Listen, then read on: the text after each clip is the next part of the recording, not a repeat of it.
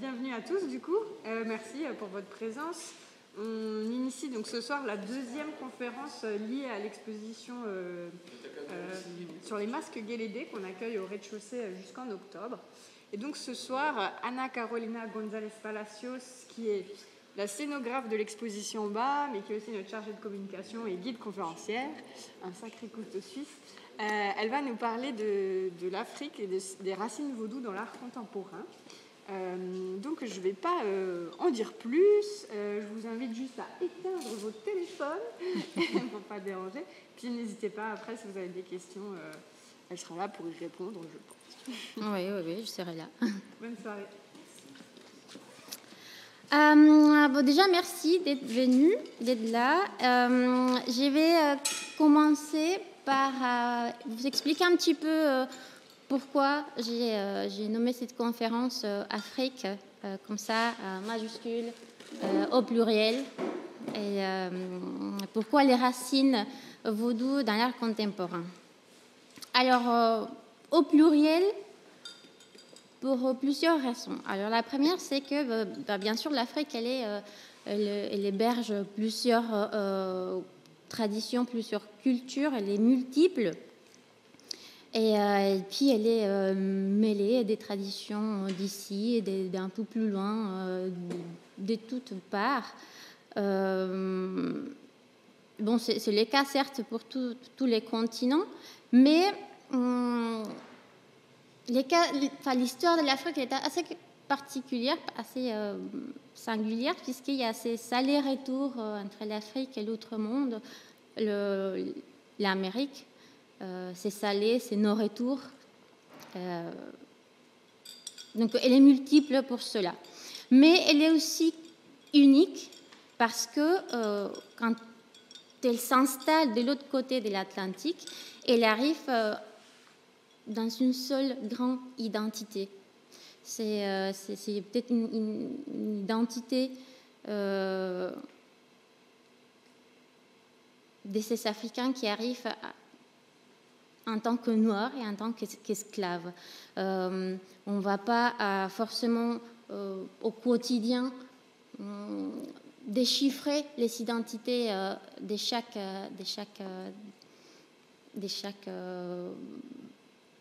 Africain qui est arrivé en Amérique. On peut certes faire l'état, par exemple, des langues les plus parlées ici et là, mais dans le quotidien, on ne va pas se dire ah bah tiens, ça c'est un nom Yoruba, tiens, ça c'est Ewe. Ce sera tout simplement une Afrique qui est arrivée. Et donc c'est pour ça qu'elle est aussi grand en majuscule, parce que c'est une Afrique qui arrive en Amérique. Attention, quand je dis Amérique, je parle bien sûr du continent et pas du pays. Parce que l'Amérique, c'est un continent. Alors, elle est aussi comme ça grande et au pluriel, parce que même si elle arrive en tant qu'une seule identité en Amérique, une seule Afrique, elle se multiplie aussi par les expériences personnelles de chacun.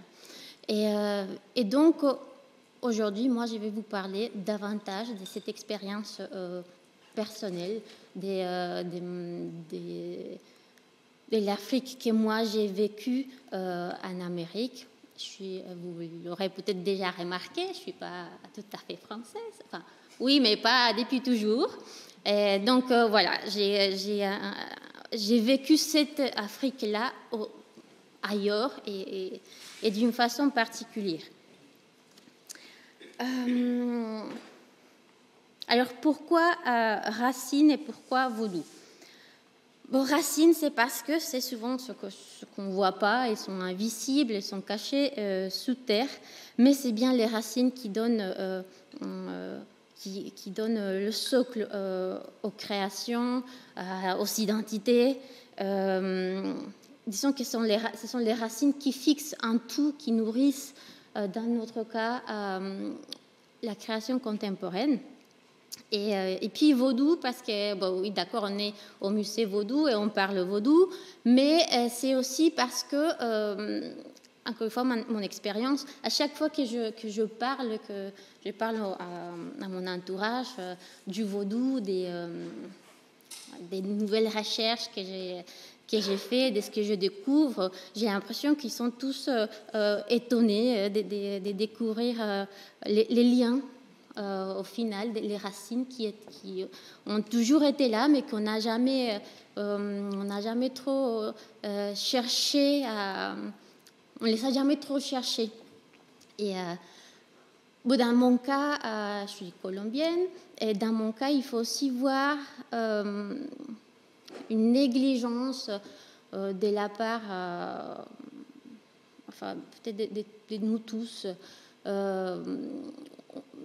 En négligence, en manque de devoir des mémoires, c'est-à-dire qu'on n'a pas réellement cherché à comprendre les peuples, les cultures qui font aujourd'hui notre territoire. Et là, si vous voulez, il y a réellement un manque dans la recherche. Il y a certaines choses qui sont faites, notamment par rapport à la musique, puisque c'est vrai que la musique, les tambours, ils nous viennent de l'Afrique et ils font aujourd'hui une partie intégrante de notre identité musicale. Mais disons que la recherche, elle s'arrête là. Et pour ce qui est des arts visuels, on est vraiment à nos tout débuts. On connaît un peu et on essaye de les mettre en avant, la culture et les arts des Amérindiens, mais c'est vrai que la culture africaine, en tout cas en Colombie, reste assez peu exploitée, plus recherchée, plus méconnue. Et alors, une autre une petite acclaration aussi. Art contemporain. Je ne vais pas réellement discuter sur ce que c'est que l'art contemporain. On pourrait rester ici des heures et des heures. Je vous propose plutôt contemporain comme une lecture chronologique. C'est-à-dire que moi, je vais commencer dans les années 50-60, mais je ne vais pas réellement rentrer à discuter si cela rentre dans ce qu'on pourrait identifier comme art contemporain ou pas. Bon, alors, je vais vous parler d'un artiste franco-béninois. Il s'appelle Emo de Madeiros. Et c'est un artiste... Alors, il est né à Cotonou, mais il travaille entre Paris et Cotonou. Il a fait d'ailleurs partie de l'exposition Art du Bénin d'hier à aujourd'hui. C'est l'exposition qui a accueilli les restitutions des œuvres au Bénin. Donc lui, il était bien sûr dans cette partie dédiée à l'art contemporain africain, mais c'est pas là que je l'ai découverte. C'est en fait grâce à cette installation, il a fait pour l'exposition Ex-Africa qui a eu lieu au musée du Quai Branly en 2021. Alors, il a été un peu repoussé parce qu'on était en plein confinement, etc. Mais bon, c'est 2021-2022. L'installation, c'est électrofétiche. Alors, elle est faite de 12 statuettes, 500 boîtes de conserve, 55 écrins et 12 calebasses. Et elle propose principalement une mise à jour par le numérique des fétiches. Alors, le nom fétiche n'est pas choisi au hasard, c'est vraiment une intention de l'artiste parce qu'il cherche justement à appeler, à faire appel à ce langage qui était utilisé par ceux qui, en arrivant en terre non européenne, ont donné ces noms des fétiches, des primitives à la création qu'ils retrouvaient devant eux. Donc il fait appel à ce langage pour que justement on ne le cache pas, on le questionne. Alors,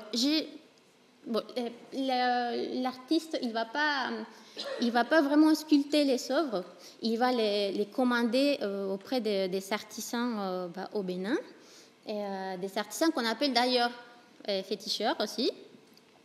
Bon, on va dire c'est des artisans. Et après, il va les altérer, il va les modifier.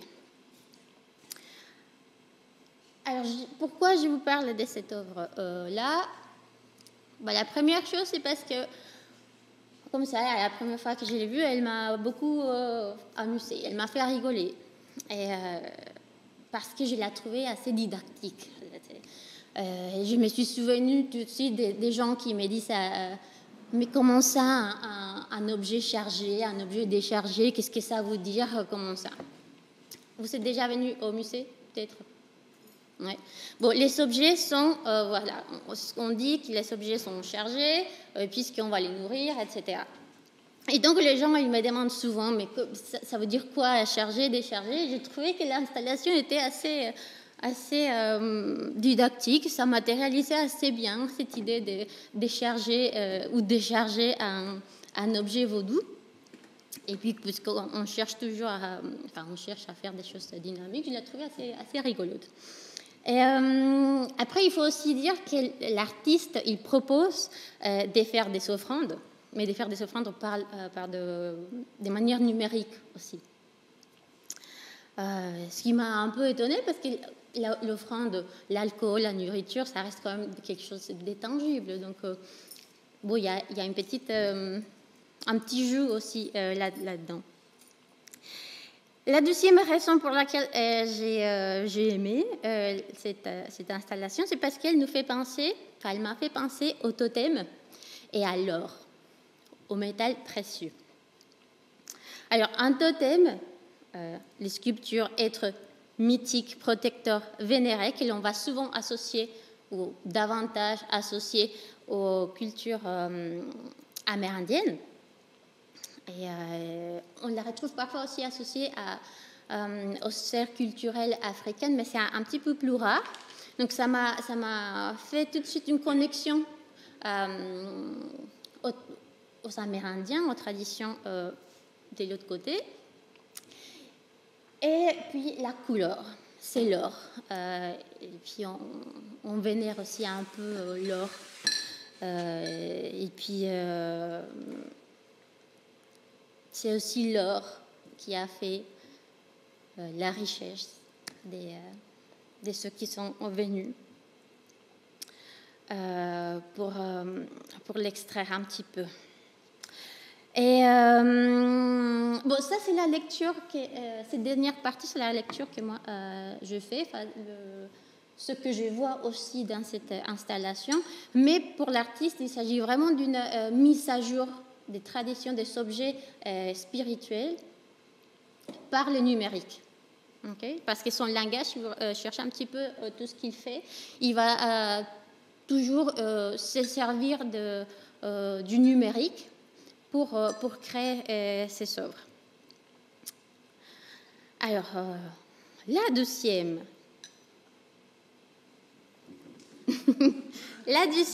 œuvre ou objet, création, que je vous montre aujourd'hui, elle vient d'Haïti.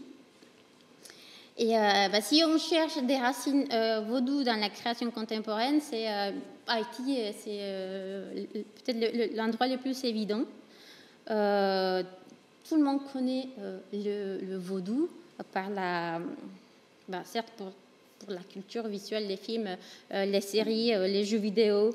Et l'on connaît les vaudous principalement, ou tout ce que l'on connaît, toutes ces productions visuelles que l'on connaît s'inspirent davantage du vaudou haïtien. Donc, certes, ce sont des productions très, très fantastiques, mais ils sont placés, les vaudous, dans l'imaginaire collectif. Donc, au moins, il y a cela. Mais ils sont placés, les vaudous, aussi comme une création ou comme une religion propre, unique à Haïti. Et ces productions-là laissent vraiment de côté son origine africaine. Alors, pour Haïti, donc pour cette partie en particulier, je vous montre un objet qui m'a intriguée et que quand j'ai un petit peu plus cherché, j'ai beaucoup aimé. Alors, on peut tout de suite voir de qui il s'agit, à qui il représente. Il représente Papa Loco. Loco, vous pouvez les retrouver avec l'orthographe C ou K. C'est toujours les mêmes vaudous. Alors, Papa Loco est celui qui va décerner un asson, A-S-O-N. Un asson, c'est une maraca. Vous connaissez la maraca, je crois. C'est un instrument de musique. Eh ben, c'est ce qu'il a dans la main. Et donc, ça devient son attribut, cette maraca, sauf qu'elle est sacrée. Et puis, son deuxième attribut, ce sont des colliers de toutes les couleurs, puisqu'il représente l'union des différentes nations. Donc, je me suis un petit peu interrogée sur son nom. Pourquoi Papa Loco? Et qui c'est déjà Papa Loco? Il se trouve que Loco est celui qui transmet la connaissance des arbres et des plantes. Donc, c'est un petit peu celui qu'on pourrait associer à Agen. C'est le vaudou que vous pouvez peut-être découvrir ici dans la collection du musée. Donc, c'est lui qui transmet la connaissance des arbres et des plantes. Mais son nom, Loco, il fait en fait référence aux peuples amérindiens qui habitaient ces territoires-là, bien avant l'arrivée des Européens.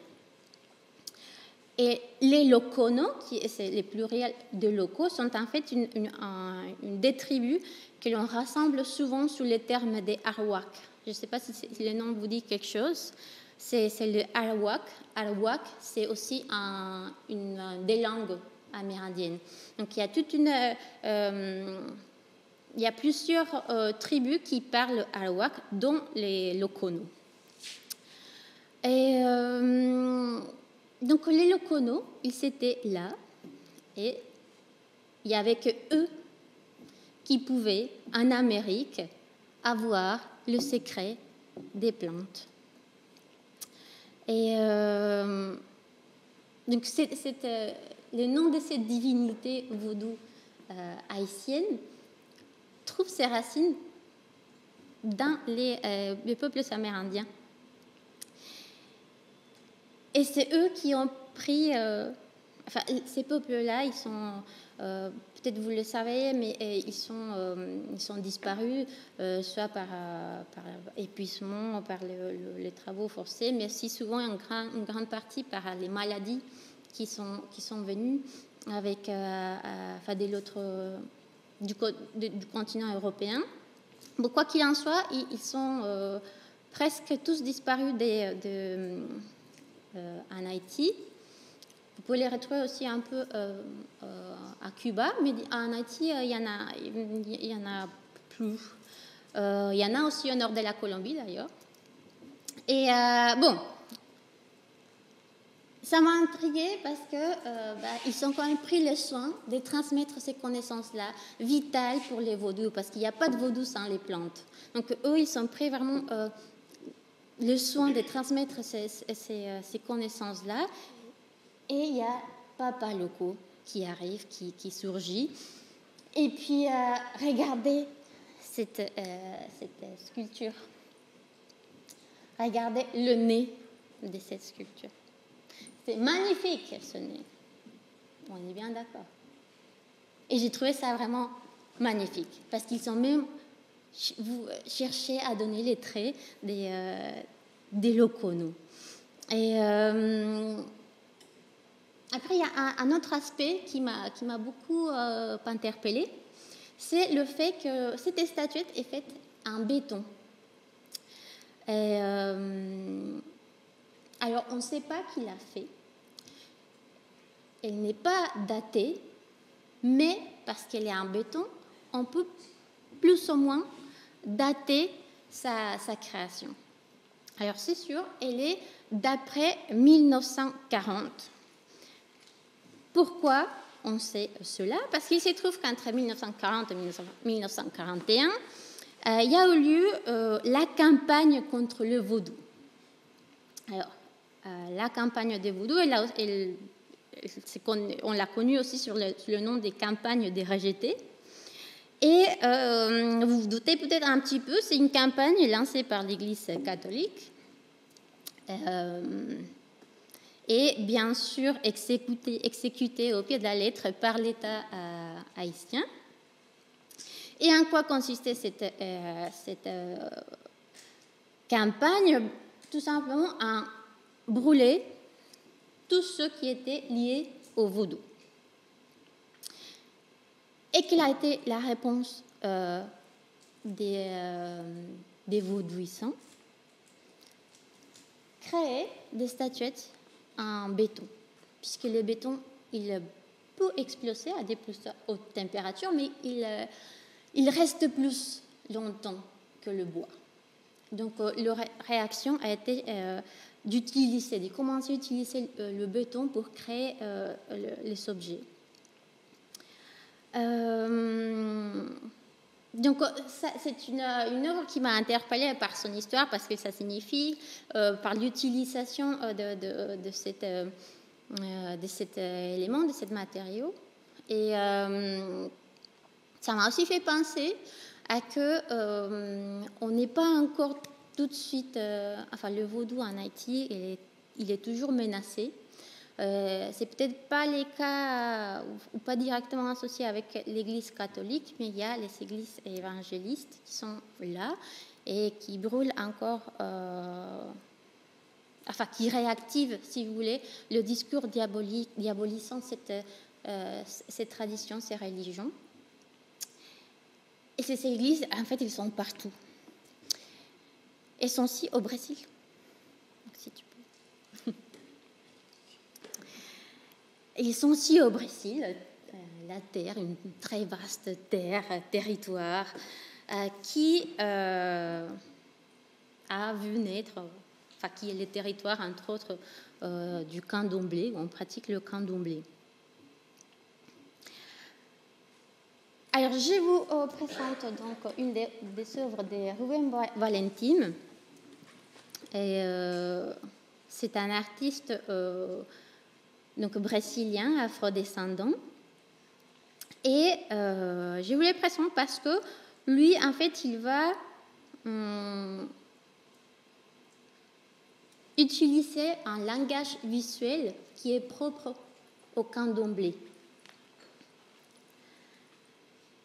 Alors lui, il est né à Salvador de Bahia, en 1922. Donc vous voyez, à Sao Paulo, et il est mort en 1991. Donc peut-être on peut s'interroger sur cette question des créations contemporaines, mais vous allez voir. Il était peintre, graveur, sculpteur, mais aussi il était enseignant. Et il est aujourd'hui reconnu comme un véritable pilier du constructivisme brésilien.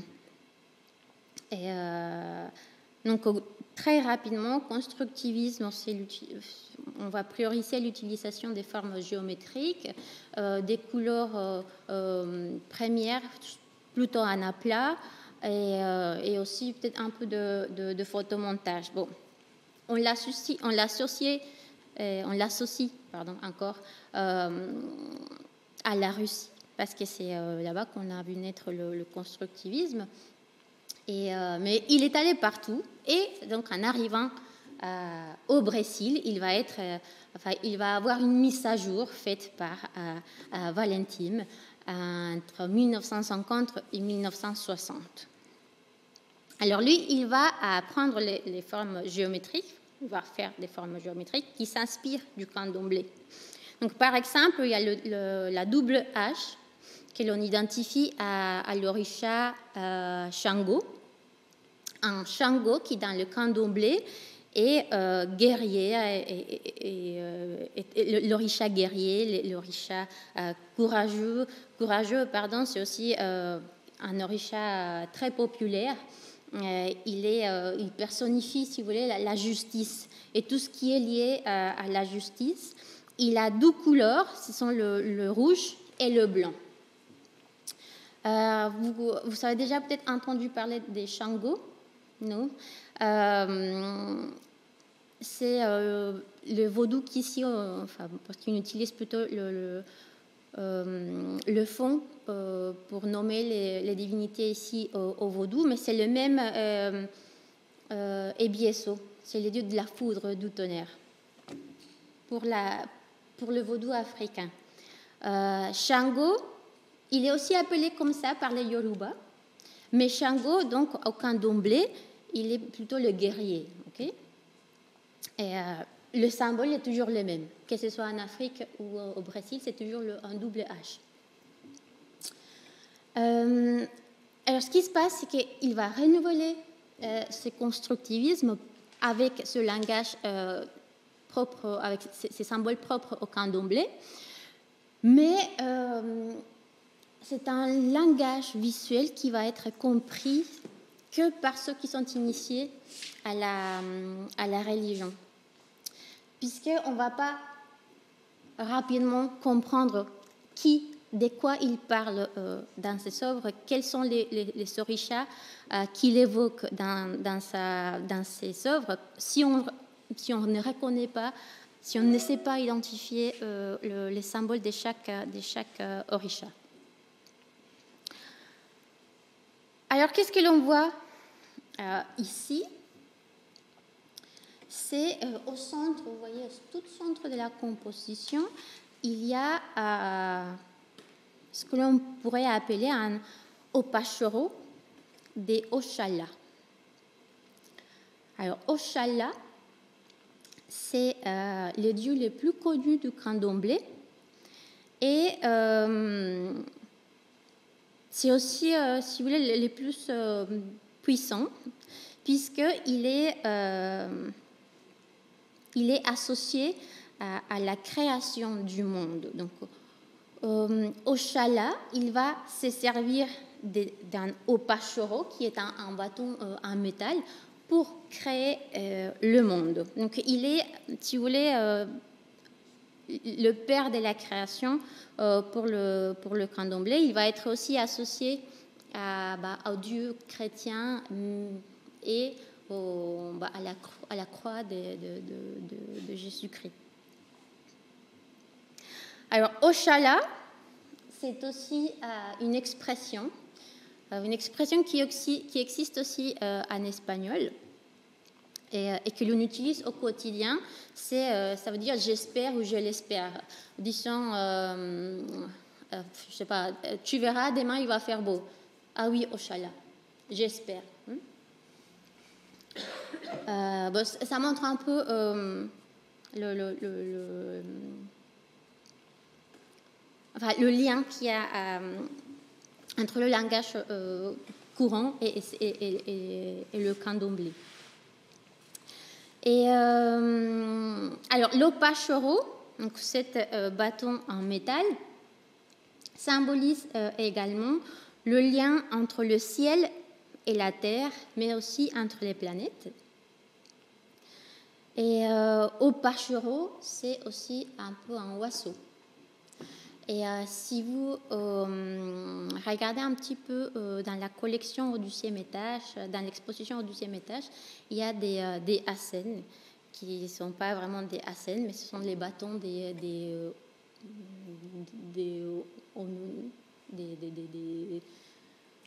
prêtres vaudous, si vous voulez, et qui ont aussi des soissons sculptés.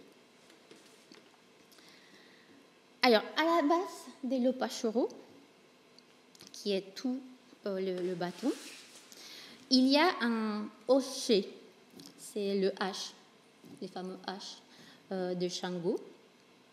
Et puis, ce cercle bleu, il va sûrement faire appel au symbole des Yemanja ou des Oshun. Je vais revenir sur cela. Alors, Yemanja et Oshun, ce sont deux déesses, deux orishas, toutes deux féminines. La première, Yemanja, est la mère de tous les mères, de la mer, si vous voulez. Et Oshun, elle est plutôt la mère des eaux douces, donc des rivières et des cascades. Et pourquoi on pense qu'il fait appel à que ces deux déesses peuvent être là, ces deux orishas peuvent être là, parce que le cercle évoque aussi le ABB. Le ABB, c'est la tribu, si vous voulez, de ces deux orishas. C'est un cercle comme un miroir. C'est un cercle qui va aussi symboliser le lien éternel ou la dynamique en continu du lien entre le monde visible, le monde invisible, les êtres humains et les dieux. On peut aussi l'organicité de l'eau, du mouvement de l'eau.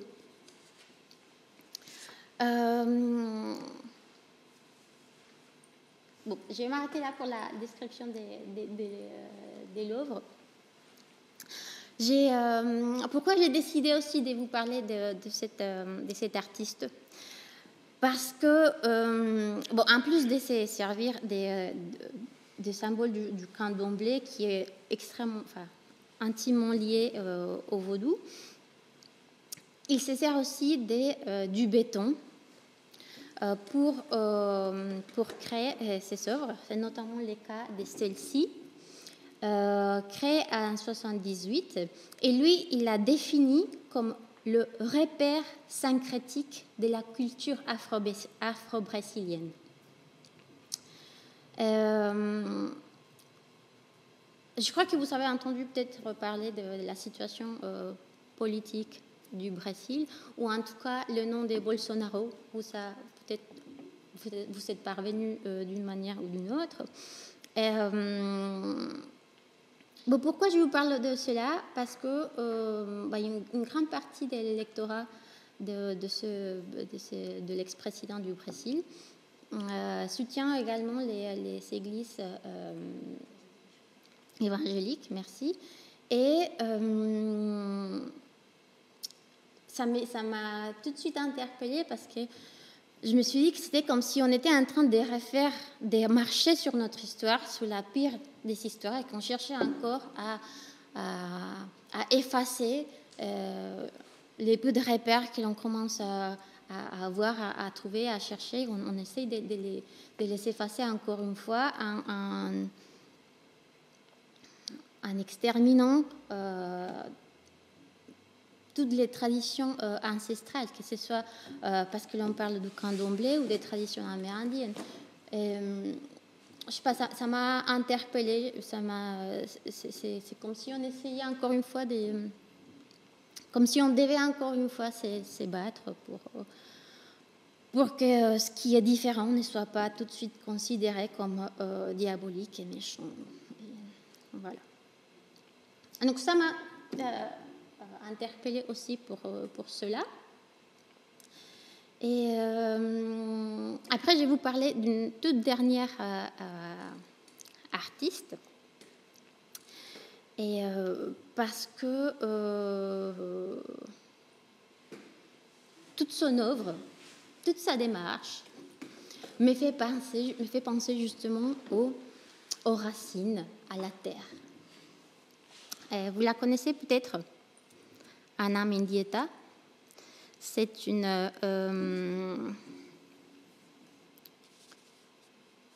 artiste cubaine. Aujourd'hui, elle est reconnue comme une des pionnières dans l'art vidéo, mais aussi dans la performance, dans le land art. Disons qu'il a été, son œuvre était là quand toutes ces nouvelles techniques surgissaient. Donc, il a vraiment un petit peu tout essayé. Mais pour comprendre la démarche d'Ana Mendieta, il faut connaître un petit peu l'histoire de l'artiste. Alors, j'ai aussi dit, elle est cubaine. Elle est née à La Habana. Mais elle est envoyée avec sa sœur aux États-Unis en 1961, donc quand elle avait 12 ans. Et lors de l'opération Peter Pan. Je ne sais pas si vous avez déjà entendu parler de cette opération-là, de ce Peter Pan-là. C'était quoi l'opération Peter Pan? Donc les États-Unis, de la main avec l'Église catholique, ont créé cette opération pour sauver les enfants cubains du régime de Castro.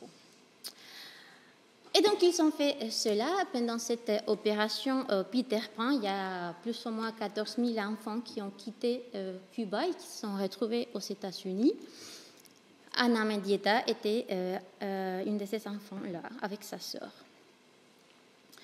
Alors, ses parents, ils avaient effectivement soutenu la révolution, mais ils n'étaient pas vraiment en accord avec les directions que Castro il prenait.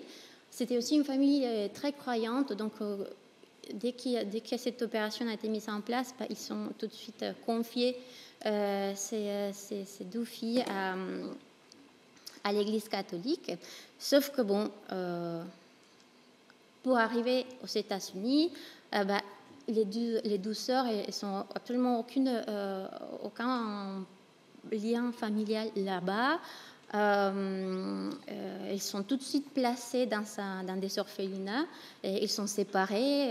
Après, ils vont un peu errer et être placés dans plusieurs foyers, plusieurs orphelinats, jusqu'en 1966, quand leur mère arrive enfin à rentrer aux États-Unis. Alors, elle décrit cette expérience comme un déracinement, comme une perte totale des repères. Et c'était effectivement une perte totale des repères. Il faut imaginer qu'on arrive quelque part, qu'on ne comprend absolument rien, qu'on ne peut pas communiquer avec les gens, qu'on ne connaît rien. Et puis, pour compléter ce tableau-là, elle arrive aux États-Unis et même si sa peau elle est blanche, elle est appelée Niga. Et après, elle va comprendre un petit peu et à chaque fois, il va comprendre l'anglais et puis il se rend compte qu'en plus on lui dit des mots pas très gentils et qu'à chaque fois que ce sera possible, on va lui dire qu'elle ferait mieux de rentrer à Cuba. Voilà, ce n'est pas l'accueil le plus chaleureux. Alors, je vais vous lire ce qu'elle a dit. Depuis que j'ai quitté Cuba à l'âge de 12 ans, j'ai le sentiment d'avoir été arrachée du sein de ma mère patrie. Elle grandit aux États-Unis et elle va suivre une formation en art plastique. Et cette formation est quand même importante parce que c'est lors de sa formation qu'elle va suivre un cours autour des cultures amérindiennes, mexicaines. Et elle ira au Mexique et elle sera aussi témoin des fouilles archéologiques. Et cette expérience-là, si vous voulez, va déclencher ou éveiller son lien avec ses ancêtres amérindiens, ses ancêtres qui étaient enterrés dans cette terre-là. Et donc, il va éveiller ce lien avec la terre. C'est pendant cette période-là, 73, qu'elle commence une série des performances. Celle-ci, c'est la série Siluetas, donc Silhouettes. Et celle-ci, donc c'est Siluetas Works in Mexico. Alors ça, c'est une photographie qui fait preuve, qui est la preuve de sa performance. Ce n'est pas la performance, bien sûr. Alors, en quoi cela consiste? Alors, elle est allongée, elle est nue, dans une tombe préhispanique. C'est un tombeau que l'on pense peut-être d'origine zapotèque. Elle est dans une région du Mexique qui s'appelle les Jagul. Et donc, elle est recouverte de fleurs blanches et d'herbes qui sont arrangées par un de ses amis, Hans Breder. Et c'est lui aussi qui va prendre les photographies. Il va faire toute une série de photographies, mais Anna, elle va choisir uniquement celle-ci comme l'image emblème, si vous voulez, de sa performance. Alors, cette performance et cette photo qui la prouve, qui montre que la performance a eu lieu, pour moi, elle est vraiment là pour mettre en évidence son désir. Moi, je dirais plutôt le besoin de fusionner avec la terre, de ne faire qu'une seule avec la terre. Et c'est aussi l'emplacement qui est significatif parce qu'elle va renforcer les liens avec un passé ancestral, mais aussi avec toutes les histoires et tous les systèmes des croyances de ces civilisations-là. Et c'est important parce qu'il faut avoir à l'esprit qu'elle a eu toute une vie. Enfin, elle a grandi dans le catholicisme. Et puis, quand elle a découvert ces systèmes de croyances, elle s'est dit que c'était beaucoup plus cohérent, beaucoup plus en lien avec la nature, beaucoup plus que ça lui convenait davantage, que c'était vraiment là peut-être une explication aussi de ce désir, besoin de revenir à la terre.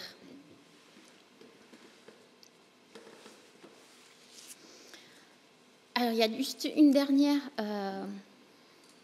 œuvre. Je vais la citer encore une fois. Elle a dit je crois en l'eau, en l'air, en la terre. Ce sont toutes des divinités. Et elles parlent. Je communique avec la déesse de l'eau douce. Et qui c'est cette déesse de l'eau douce? Ochun. Bon, en espagnol, ça va être plus tch avec l'accent, mais c'est toujours le même, Ochun. C'est une déesse qu'on va retrouver aussi à Cuba avec la Santeria. Et alors ici, si je ne me trompe pas, c'est la toute dernière performance qu'elle va faire. Elle va faire une vidéo. C'est une vidéo en couleur. Elle en avait déjà fait auparavant, mais c'est la seule vidéo où il y a du son. C'est important parce que ce soit par l'image ou par le son, c'est la mer qui va dominer l'intégralité de la pièce. C'est l'eau qui domine la vue, le son, et pour elle, donc ce sera l'élément fédérateur qui va lier les deux endroits, parce que cette performance n'a pas eu lieu n'importe où. Elle a eu lieu dans la péninsule de la Floride. Donc c'est là l'endroit où on voit de loin Cuba. Et la silhouette que l'on voit avec la Terre, elle a été faite en gardant un peu la silhouette de son corps.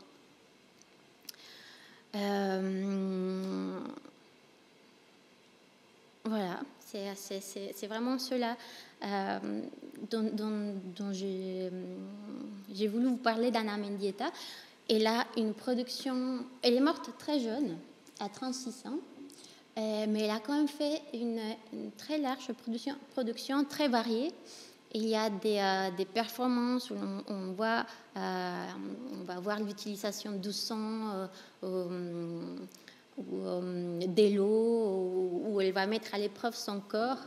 Mais bon, pour moi, c'était vraiment ce qui m'a le plus intéressé aussi, que je voulais vous parler aujourd'hui, c'était ce lien avec la terre, avec les racines et